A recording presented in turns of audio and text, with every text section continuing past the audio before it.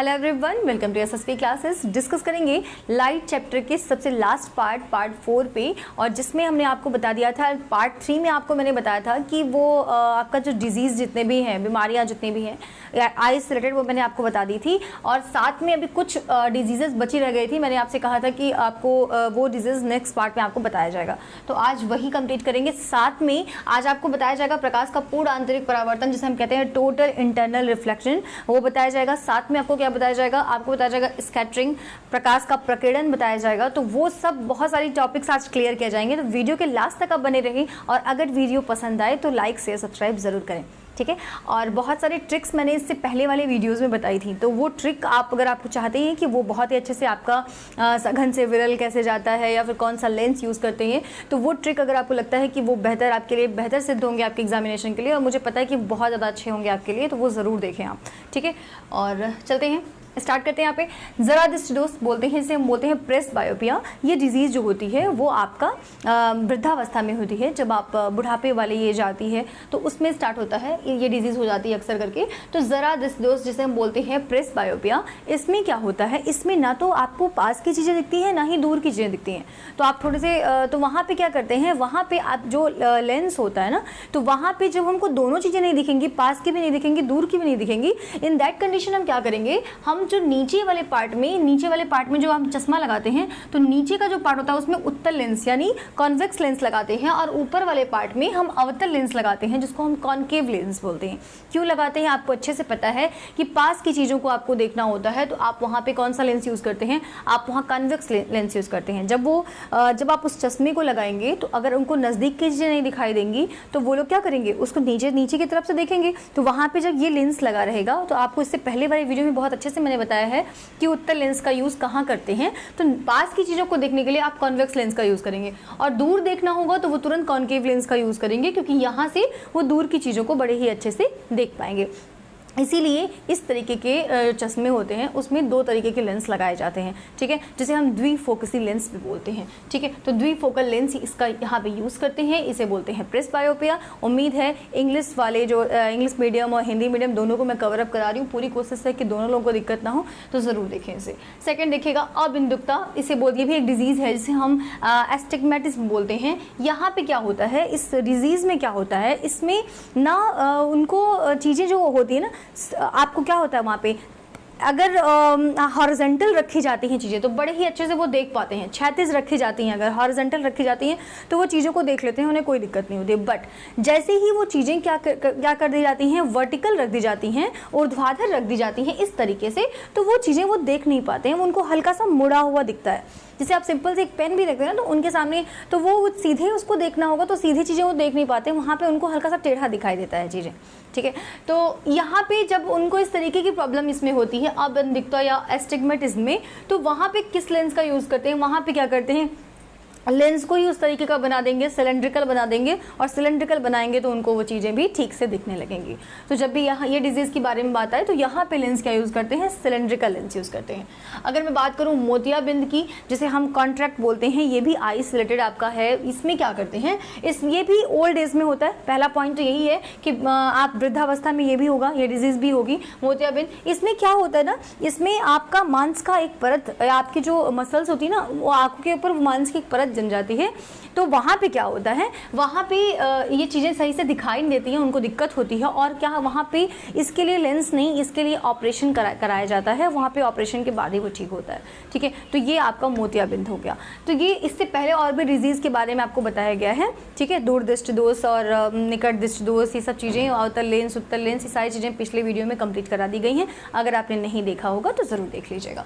आगे चलते हैं प्रकाश का पूर्ण आंतरिक परावर्तन। हम लोग बात करेंगे किसकी, हम लोग बात करेंगे आपका टोटल इंटरनल रिफ्लेक्शन की। यहाँ पे क्या होता है, आपको मैंने इससे पहले वाले वीडियो में बताया था कि आपको एक ट्रिक दिया था मैंने, वो क्या दिया था आपको, विष और सवी का। आपसे मैंने कहा था कि जब कोई भी प्रकाश किरण सघन माध्यम से विरल माध्यम में जाती है, means denser medium to rare medium जब जाती है, तो वहाँ पे क्या होता है, वहाँ पे जो उसकी किरणें होती हैं वो क्या होती हैं, सवी सवि का मतलब लोग दूर, सवि मतलब सभी, और वो दूर हटने लगते हैं ना, ये सारी चीज़ें बताई थी, आप उसको ज़रूर देख लीजिएगा।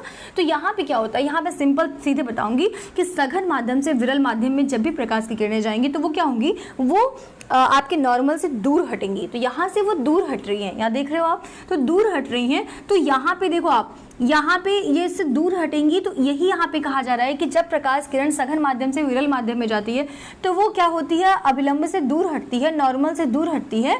तो इसी क्वेश्चन को अगर मैं हल्का सा, ये जो आपतन कोण आई है और ये आपका अपवर्तन कोण, अपवर्तन कोण से हम रिफ्लेक्टिव एंगल बोलते हैं, इसको इंसिडेंट एंगल बोलते हैं, तो एंगल ऑफ इंसिडेंट। तो ये जो होता है अगर यहाँ पे है, ठीक है, इसको मैं हल्का सा क्या कर दूं, ये आपतन कोण को हल्का सा बढ़ा दूं।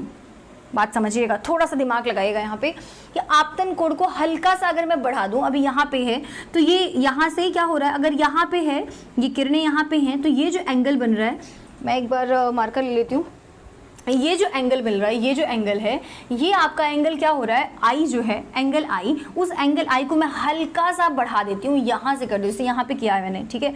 तो अगर हल्का सा बढ़ा देंगे तो हमारा अपवर्तन कोण भी बढ़ेगा, ठीक है। तो ये भी हल्का सा आगे की तरफ जाएगा, इधर जा रहा है, यहाँ पे आप देख रहे हो। फिर इसको और थोड़ा सा ज़्यादा कर देते हैं, तो आप देख रहे हैं फिर से ये क्या हो रहा है, ये और आगे चला जाता है और ये चला जाता है 90 डिग्री पे, ये ऐसा बन जाता है, ये 90 डिग्री पे ही एंगल बन जाता है।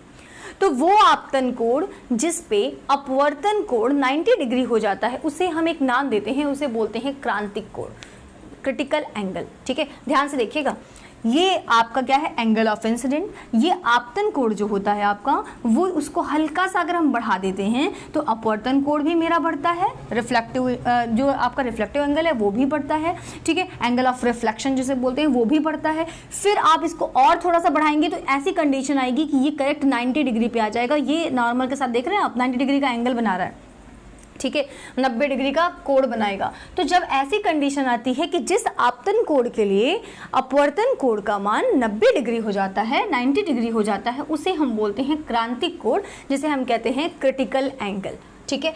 अब जरा देखिएगा, ये तो आपका 90 डिग्री हो गया। हमने बात क्या की थी, हमने बात क्रिटिकल एंगल की नहीं की थी, हमने बात कहा था आपसे पूर्ण आंतरिक परावर्तन के बारे में आपसे बात करनी थी, हमें करना था टोटल इंटरनल रिफ्लेक्शन के बारे में। तो वो क्या होगा, अब इस आपतन कोण को और थोड़ा सा बढ़ा देंगे, यहाँ पे हमने थोड़ा सा और बढ़ा दिया, अब थोड़ा सा अगर हम और बढ़ा देंगे तो ये क्या होगा, ये अब इस क्रांतिक कोण से भी ऊपर उठ जाएगा। ये वाला जो रिफ्लेक्टिव एंगल है, एंगल ऑफ रिफ्लेक्शन जो है, वो क्या हो जाएगा, और ऊपर उठ जाएगा, ठीक है। तो यहाँ क्या हो रहा है, जिस माध्यम में प्रकाश किरणें जा रही हैं उसी माध्यम में वापस लौट आ रही हैं, जिस मीडियम में जा रही हैं उसी मीडियम में वापस लौट आ रही हैं। मतलब क्या हो रहा है, अंदर ही अंदर उसका परावर्तन हो गया, प्रकाश का अंदर ही अंदर परावर्तन हो गया। इसी को बोलते हैं प्रकाश का पूर्ण आंतरिक परावर्तन, जिसे हम बोलते हैं टोटल इंटरनल रिफ्लेक्शन। यहाँ क्या हो रहा है, यहाँ प्रकाश की किरणें इधर नहीं जा रही हैं, ये अंदर ही अंदर क्या हो रहा है, इसका रिफ्लेक्शन हो जा रहा है, ठीक है। इसी को बोलते हैं प्रकाश का पूर्ण आंतरिक परावर्तन। उम्मीद है आपको समझ में आया होगा। ध्यान से देखिएगा एक बार, ये चीजें क्या हो रही है, 90 डिग्री, ये 90 डिग्री है क्रांतिक कोण से, जिसे हम क्रांतिक कोण बोलते हैं, उससे भी ज्यादा हो जा रहा है जब रिफ्लेक्शन, ये और आगे चला जा रहा है, ठीक है। क्रांतिक कोण से भी ज्यादा जब हो जाएगा तो वहां पे क्या बोलेंगे, उसे हम बोलेंगे ये अंदर ही अंदर इसका परावर्तन हो जाएगा, और इसी को हम बोलेंगे प्रकाश का पूर्ण आंतरिक परावर्तन। इससे संबंधित बहुत सारे एग्जाम्पल्स हैं जो आपको बताए जाएंगे, और आपका माइंड थोड़ा सा और सेटअप होगा। अगर समझ में नहीं आ रहा है तो फिर से एक बार, जो लोग अभी मतलब साइंस से जुड़े ही नहीं थे और अचानक से आज साइंस पढ़ रहे होंगे तो उनके लिए दिक्कत होगी, तो वो ज़रूर इसको वीडियो को रिपीट करके चेक करेंगे, उन्हें समझ में आएगा, ठीक है। तो ये तो समझ में आ गया। यहाँ पे मैंने एक पॉइंट लिख भी दिया है कि आपतन, इसमें क्या होता है, आपतन कोण का मान क्या होता है, क्रांतिक कोण से बड़ा होता है। हमेशा जो आपतन कोण का मान होगा क्रांतिक कोण से, इस आपतन कोण को ही तो हम बढ़ा रहे हैं, इस एंगल ऑफ इंसिडेंट को ही तो बढ़ा रहे हैं, आपतन कोण को और बढ़ा दे रहे हैं। तो जब इसका मान क्रांतिक कोण से भी ज्यादा हो जाएगा तो क्या हो जाएगा, वहां पे प्रकाश का पूर्ण आंतरिक परावर्तन होगा। इसमें पहली चीज तो ये कि इसमें जो मीडियम होता है ये सघन से विरल में जाता है। प्रकाश किरणें जब सघन से विरल में जाती हैं तो इसमें क्या होता है, इसमें सघन से क्या होगा, विरल जाएंगी चीजें, तो वही हो रहा है। और चीजें क्या होती हैं, वो प्रकाश किरणें क्या होती हैं, दूर हटेंगी, ठीक है। तो इसी को बोलते हैं प्रकाश का पूर्ण आंतरिक परावर्तन। उम्मीद है आपको समझ में आया होगा। अब हम चलते हैं इसकी कुछ एग्जाम्पल्स पे, जिससे और भी ज्यादा आपको क्लियर हो सके। तो चलिए रेगिस्तान में आपके साथ क्या होता है, ये पूर्ण आंतरिक परावर्तन के एग्जांपल्स पे आते हैं हम लोग। तो रेगिस्तान में क्या होता है कि जो आपका यहीं पे पूर्ण आंतरिक परावर्तन की ही होता है, जिसकी वजह से क्या होता है, आपको जो ये पेड़ की छाया दिखती है वहाँ पे आपको पानी दिखाई देता है, ठीक है। इस वजह से होता है, हम कहते हैं मिरेज, ठीक है, मिर्चिका, ठीक है, मृचिका। ये जो आपका है रेगिस्तान में मिरेज एवं ठंडे प्रदेशों में लूमिंग का बनना, ठीक है। तो यहाँ पे रेगिस्तान में क्या होता है, मिरेज बनता है। ये आपके क्वेश्चन में जब भी आता है तो वहाँ पे आप सीधे बताएंगे कि पूर्ण आंतरिक परावर्तन हो रहा है, जिसकी वजह से ये चीज़ें हो रही हैं। अब ये हो कैसे रहा है, क्या हो रहा है इसमें, ज़रा देखिएगा एक बार। ये जो आपका ये क्या है, रेत है, रेगिस्तान की रेत है। जब ये रेत गर्म होगी, ठीक है, जब ये रेत गर्म होती है तो क्या होता है, ये रेत गर्म होगी तो इसके पास की जो ये यहाँ पे जो वायु होगी, जो एयर होगी, वो ज़्यादा गर्म होगी, ठीक है। और जो एयर ज़्यादा गर्म होगी वो विरल माध्यम में होगी, और जो इससे ऊपर उठते हुए जो एयर, जो थोड़ा सा ऊपर की तरफ हवा होगी, वो हवा क्या होगी, वो सघन माध्यम में होगी, क्योंकि उसमें थोड़ी सी नमी होगी, ठीक है। यहाँ वाला पूरा गर्म होगा तो इसलिए विरल माध्यम में ये हवा होगी, ठीक है। और ऊपर वाला जो हवा होगा उसमें नमी होगी तो वो सघन माध्यम में होगा। तो देखिएगा ज़रा, ये सघन माध्यम में है। आपसे मैंने कहा था कि जब भी सघन माध्यम से कोई भी, ये जो आपका है क्या है, ये आपकी किरणें हैं, आपतन कोण जो बन रहा था यहाँ पे, ये आपकी जो किरणें, आपतित किरण जब सघन माध्यम से विरल माध्यम में जाती है तो क्या होता है, सघन माध्यम से विरल माध्यम में जाते समय ये क्या होती है, अभिलंब से दूर हटती है। मैंने आपको ये चीज़ें बताई थी, सघन माध्यम से विरल माध्यम में जाते समय अभिलंब से दूर हटती है। यहाँ पे अगर मैं आती हूँ, ये देखिए यहाँ पे आप कोई भी खड़ा है, यहाँ पे क्या हो रहा है, यहाँ पे जो ये आपका आपतित किरण है, जो ये एंगल ऑफ इंसिडेंट है, वो क्या हो रहा है, पूर्ण आंतरिक परावर्तन हो रहा है, जिसकी वजह से ये इसका जो क्रांतिक कोण से क्या हो रहा है, ये ज़्यादा हो जा रहा है इसका मान। और यहाँ से जो आँखों पे ये जो पड़ रहा है, ये पूर्ण आंतरिक परावर्तन की वजह से इसे सीधे ये चीज़ें जो दिखाई दे रही हैं, वो पेड़ की छाया जो दिखा रही है वहाँ पे उसको पानी दिखाई देगा, या यहाँ पानी दिखाई देता है, इसी वजह से पूर्ण आंतरिक परावर्तन की वजह से। आप देख रहे हैं, इसको थोड़ा सा आप अगर और यहाँ पे ले जाएंगे, जब ये क्रांतिक कोण पे है, ये आपतित किरण है, क्रांतिक कोण पे है, यहाँ पे थोड़ा सा और ऊपर जाएंगे तो वहाँ पे, जैसे ये दूरी पे है ना, जब दूर से आप देखते हैं तो ये जहाँ पे पानी दिखाई देता है, जिसे हम मरीचिका कहते हैं, रेगिस्तान में मरीचिका, तो यहाँ पानी दिखाई देता है, ठीक है। जब आप थोड़े से पास आते हैं तो क्रांतिक कोण पे बनेगा, ये थोड़े से और पास आते हैं, है ना, तो ये थोड़ा सा और इधर ही यहीं बन गया, ठीक है। थोड़ा सा और पास आते हैं तो यहाँ पे जब आप आएंगे तो आपको क्लियर हो जाएगा कि यहाँ पे तो पानी है ही नहीं, ठीक है। तो उम्मीद है ये समझ में आ जाएगा। जब भी आपके एग्जाम्पल्स में आएंगे तो आप यही बताएंगे, रेगिस्तान में मिरेज एवं ठंडे प्रदेशों में लूमिंग जो बनती है वो पूर्ण आंतरिक परावर्तन की वजह से बनती है। और भी बहुत सारे एग्जाम्पल्स हैं जो दिमाग में हमेशा याद रखें। हीरे का अत्यधिक चमकना, ये भी किस में आएगा, पूर्ण आंतरिक परावर्तन में आएगा। और हीरा सबसे ज़्यादा क्यों चमकता है, क्योंकि इसका जो रिफ्रैक्टिव इंडेक्स होता है, मैंने आपको पहले भी बताया है, ये बहुत ज़्यादा होता है, अपवर्तनांक इसका बहुत ज़्यादा है, 2.42 के लमसम होता है।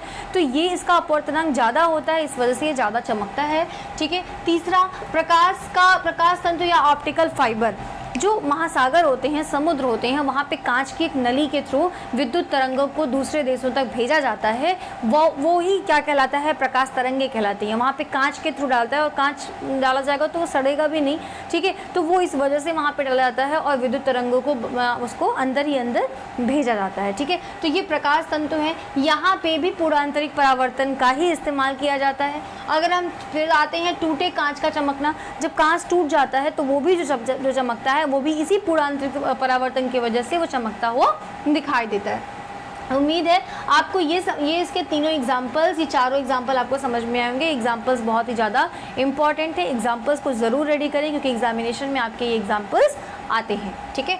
आगे चलते हैं। आगे एक टॉपिक मैंने यहाँ पे नोट किया है, प्रकाश का प्रकीर्णन, स्कैटरिंग ऑफ लाइट, ठीक है। इसको बताने से पहले मैं आपको बताऊंगी पहले वर्ण विक्षेपण, डिस्पर्शन के बारे में, है ना। डिस्पर्शन क्या होता है, डिस्पर्शन क्या होता है, प्रकाश किरणों का, यहाँ मैंने लिखा है श्वेत प्रकाश का 7 रंगों में टूट जाना।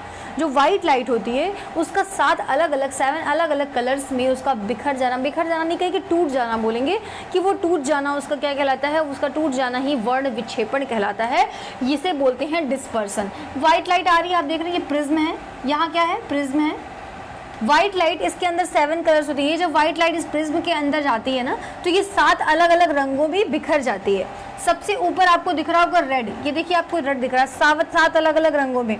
और ये जो होती है बिखरती कैसे है, इसकी टूटती, पहले आप ये टूटना बिखरना वाला शब्द मैं नहीं लगा रही हूँ, बार बार मैं टूटने की बात कर रही हूँ। 7 अलग अलग ये क्या है, प्रकाश किरणों में ये टूट जाती है, अलग अलग किरणों में बिखर जाएगी, अलग अलग किरणों में ये टूटेगी, इसी को हम बोलते हैं वर्ड विक्षेपण। लेकिन जब ये अपनी तरंग दैर्ध्य के अकॉर्डिंग, वेवलेंथ के अकॉर्डिंग अपने सीरीज में ये फैल जाती है, उसी को बोलते हैं प्रकीर्णन। उसे हम क्या कहते हैं, प्रकीर्णन। मतलब हमारे वायुमंडल में बहुत सारे धूल धुएं हैं, ठीक है, प्रकाश किरणें जब उस धूल धुएं के संपर्क में आती हैं तो उससे परावर्तित होके क्या होती हैं, ये फैल जाती हैं, ठीक है। तो फैल जाएंगी, इसी को हम क्या बोलेंगे, प्रकीर्णन, ठीक है। अब जरा देखिएगा, यहाँ सब कुछ मैंने लिखा है, प्रकाश की किरणों का धूल एवं धुएं के कणों से परावर्तित होकर फैलना ही क्या कहलाता है, प्रकीर्णन कहलाता है। उसके भी बहुत सारे एग्जाम्पल हैं। पहले आप वर्ड विक्षेपण को या डिस्पर्शन को अच्छे से समझिए, ठीक है। जरा देखिएगा एक बार, सबसे नीचे मैंने वायलेट लिखा है, फिर मैंने इंडिगो, फिर blue, green, yellow, orange, red, ये चीज़ें यहाँ पे लिखी हुई हैं। जरा ध्यान से देखिएगा, इसे हम याद कैसे कर सकते हैं, इसे हम याद करते हैं विबग्योर से, VIBGYO और R, विबग्योर, इसे हम बोल सकते हैं विबग्योर, ऐसे याद करेंगे। V for violet, I for indigo, B for blue, G for green, Y for yellow, O for orange और R फॉर रेड, ठीक है। तो जरा देखिएगा, जैसे ये सबसे ऊपर रेड दिखाई दे रहा है, लाल रंग दिखाई दे रहा है, जिस प्रकाश किरण का ये क्या होता है, सबसे ज़्यादा झुकाव होगा, सबसे ज़्यादा झुकाव, या सबसे ज़्यादा झुकाव किसका हुआ है, वायलेट का हुआ है, सबसे ज़्यादा झुकाव होगा, यहाँ पे मैंने लिखा है वायलेट में, जिसका सबसे ज़्यादा झुकाव हो रहा है, हाईएस्ट बेंडिंग इसकी हो रही है, इसका मतलब जिसका झुकाव सबसे ज़्यादा होता है उसकी तरंग दैर्ध्य क्या होती है, उसकी तरंग दैर्ध्य उतनी ही ज़्यादा कम होती है। जितना, ध्यान दीजिएगा मेरी बात को, ये चीज़ें आपके दिमाग में होनी चाहिए कि जिसका सबसे ज़्यादा जो बेंड होगा, सबसे नीचे जो रहेगा, जो सबसे ज़्यादा झुकेगा, वो क्या होगा, उसकी जो तरंग दैर्ध्य होगी उतनी ही कम होगी, वेवलेंथ कम होगी। आपसे पूछा जाएगा कि किसकी तरंग दैर्ध्य कम होती है, बैंगनी की, लाल की, तो आप वहाँ पे क्या बताएंगे, तरंग दैर्ध्य आपको नीचे, सबसे नीचे आपने दिमाग में रखा हुआ है कि वायलेट सबसे नीचे था, जिसका झुकाव सबसे ज़्यादा था, तो जिसका झुकाव सबसे ज़्यादा होगा उसकी तरंग दैर्ध्य सबसे कम होगी। तो इसकी तरंग दैर्ध्य क्या होती है, सबसे कम, वेवलेंथ सबसे कम होती है, और जिसकी वेवलेंथ कम होगी उसका फैलाव, स्कैटरिंग उसकी ज़्यादा होगी, या उसका प्रकीर्णन ज़्यादा होगा। ध्यान दीजिएगा, ये सब चीज़ें जुड़ी हुई हैं। जो झुकेगा ज़्यादा, ठीक है, उसका क्या होगा, वेवलेंथ कम होगा, ये वेवलेंथ कम होगा, है ना, कम, और जिसका वेवलेंथ कम होगा उसका फैलाव या स्कैटरिंग जो होगी, प्रकीर्णन जो होगा वो ज़्यादा होगा, है ना। तो इसका प्रकीर्णन ज़्यादा हो गया, इसका फैलाव ज़्यादा हो गया, ठीक है, वायलेट का, है ना। उसके ऊपर आता है इंडिगो, ठीक है, आसमानी कलर, उसके ऊपर आता है ब्लू, ठीक है, और रेड कलर जो होता है, इसकी तरंग दैर्ध्य क्या होती है, इसकी तरंग दैर्ध्य सबसे ज़्यादा होती है, इसकी वेवलेंथ, यहाँ वेवलेंथ कम थी, रेड की तरंग दैर्ध्य सबसे ज़्यादा होती है, वेवलेंथ सबसे ज़्यादा होती है, ठीक है, इसीलिए ये इसका जो प्रकीर्णन है वो सबसे कम हुआ है, ये देख रहे हैं आप, सबसे कम फैला हुआ है ये इसका बेंडिंग क्या होता है, सबसे कम होता है, रेड का, किसका बेंडिंग कम होता है, रेड का। तो इन चीज़ों का ध्यान रखेंगे आप एकदम, इसीलिए रेड की बेंडिंग कम होती है, प्रकीर्णन इसका सबसे कम होता है, इसी वजह से खतरों के निशान जो होते हैं वो लाल रंग के बनाए जाते हैं, ताकि वहाँ पे प्रकीर्णन इनका फैलाव कम होगा तो ये अच्छे से दिखेंगे, रेड कलर बहुत अच्छे से दिखते हैं, ठीक है, तो दूर से ही वो चीज़ें क्या होंगी, रेड कलर दिख जाएगा, है ना। तो ये चीज़ें आप बड़े ही आसानी से बता सकते हैं कि खतरों के चिन्ह लाल रंग के दिखाई देते हैं, किस वजह से, प्रकीर्णन की वजह से, है ना। अब यहाँ पे देखिएगा, सूर्योदय व सूर्यास्त के समय सूर्य लाल दिखता है, सूर्योदय व सूर्यास्त के समय सूर्य लाल दिखता है, क्यों दिखता है। एक और मैंने एग्जांपल ऐसे बताया था अपवर्तन के टाइम में, आपको जरा उससे कोरिलेट करिएगा, वो पहले वाली बात मैंने कही थी, ठीक है ना। सूर्योदय एवं सूर्यास्त के पहले आसमान हमें रेड कलर का दिखाई दे रहा था, तो हम वहाँ पे, वो बात दूसरी थी, वहाँ पे क्या हो रहा था, वो चीज़ें ऊपर की तरफ उठती हुई दिखाई देती थी, वो सूर्य हमें ऊपर की तरफ, हमें लगता था कि हाँ सूर्य है वहाँ पे, ठीक है। तो वो ज़रा वो वीडियो में देखेंगे तो आपको पूरा क्लियर होगा, ज़रूर उसको कोरिलेट करिएगा। यहाँ पे दूसरी चीज़ें हैं, यहाँ पे दिया गया सूर्योदय और सूर्यास्त के समय सूर्य लाल दिखाई देता है, वहाँ पे सूर्य का कलर रेड दिखाई देता है, क्योंकि वहाँ पे क्या होता है, रेड कलर का वहाँ पे जो प्रकीर्णन है सबसे कम हुआ है, इसीलिए वहाँ पे सूर्य कैसा दिखाई दे रहा है, रेड कलर दिखाई दे रहा है, क्योंकि उसका प्रकीर्णन कम हुआ है, वो बिखरा नहीं है ज़्यादा, वो पूरा समेटा हुआ है, और जो बिखर जाएगा उसका कलर आपको नहीं दिखाई देता है। अब यहाँ देखिएगा, समुद्र व आसमान नीला, समुद्र व आसमान आपका नीला दिखाई देता है, क्यों, ज़रा देखिएगा, आसमान जो होता है ना, वहाँ पे जो आपका बैंगनी कलर है, जो पर्पल कलर है, वो पर्पल कलर फैल जा रहा है, बहुत ज़्यादा फैल जा रहा है ना। तो वो पर्पल कलर इसलिए नहीं दिख रहा है। नीला कलर जो है उसके बाद आ रहा है, देखिए ब्लू कलर जो इंडिगो आसमानी कलर आ रहा है वो उसके बाद आ रहा है। तो इसका परसेंटेज क्या है, वायलेट वाले से ज़्यादा है। तो ब्लू कलर का दिखाई दे रहा है वो आसमान, वहाँ पे ब्लू कलर का बिखराव हो रहा है, तो यहाँ नीला दिखाई देता है। और इसी आसमान का नीला रंग का जो परावर्तन होता है वही पानी में होता है, इसीलिए हमारा जो समुद्र होता है वही आसमान नीला दिखाई देता है, इसीलिए समुद्र भी क्या दिखाई देता है, समुद्र भी नीला दिखाई देता है। ठीक है, तो ये चीज़ें आप कोरिलेट करके पढ़ेंगे तो बहुत अच्छे से आपको समझ में आएगा, और ज़रूर देखिएगा इसको। हालांकि आसमान हमारा कैसा होता है, स्काई कैसा होता है, वो काले कलर का होता है, लेकिन प्रकीर्णन की वजह से वो क्या हो जाता है, उतना फैल जाता है कि वो नीले कलर तक पहुंच जाता है और आसमान हमको नीला दिखाई देता है। आसमान हमारा रियलिटी में कैसा होता है, काला होता है। प्रकीर्णन की वजह से उसका फैलाव ज़्यादा हो गया रहता है, तो ये प्रकीर्णन की वजह से क्या हो रहा है, वो आसमानी कलर का दिखाई दे रहा है। तो ये चीज़ें आप ज़रूर ध्यान रखेंगे। इस तरीके से आपसे अगर पूछा जाए, पूरे वीडियो में अगर ध्यान से समझेंगे, तो अगर पूछा जाए आपसे कि सबसे ज़्यादा प्रकीर्णन किसका हो रहा है, तो आप बताएंगे बैंगनी कलर का। सबसे ज़्यादा तरंगदैर्घ्य किसकी है, तो जिसका प्रकीर्णन सबसे ज़्यादा होगा उसकी तरंगदैर्घ्य उतनी ही कम होगी, और जिसका प्रकीर्णन सबसे कम होगा उसकी तरंगदैर्घ्य ज़्यादा होगी। तो रेड की तरंगदैर्घ्य या वेवलेंथ सबसे ज़्यादा होती है। तो उम्मीद है आपको वर्ड विक्षेपण, प्रकीर्णन और उसके एग्जाम्पल सब कुछ मैंने कम समय में आपको कवरअप करा दिया है, और इस प्रकार आपका जो लाइट चैप्टर है वो मैंने पूरा अच्छे से कवरअप करा दिया है, जो आपके एग्जामिनेशन के व्यू से बहुत ही ज़्यादा इंपॉर्टेंट होंगे और जो क्वेश्चन आपके एग्जामिनेशन में आ सकते हैं। तो ज़रूर देखें इसको। साथ में मैं आपको बता दूँ कि आपके लाइट से एक जो पार्ट है नेत्र का, आई, ठीक है, वो मैंने नहीं पढ़ाया है। अभी से बता दूं आपको कि वो मैंने नहीं पढ़ा, इसको भी बताएंगे, इसका एक अलग से वीडियो बनाएंगे और उसमें हम आपको पूरी चीज़ें बता देंगे। ठीक है, लेकिन अभी के लिए आप ये प्रकाश लाइट पूरा चैप्टर देख लीजिएगा। अगर कहीं से कोई प्रॉब्लम आती है आपको, ठीक है, तो उसे ज़रूर कमेंट सेक्शन में लिखें, और अगर वीडियो पसंद आई हो तो लाइक शेयर सब्सक्राइब ज़रूर करें। Thank you, have a nice day.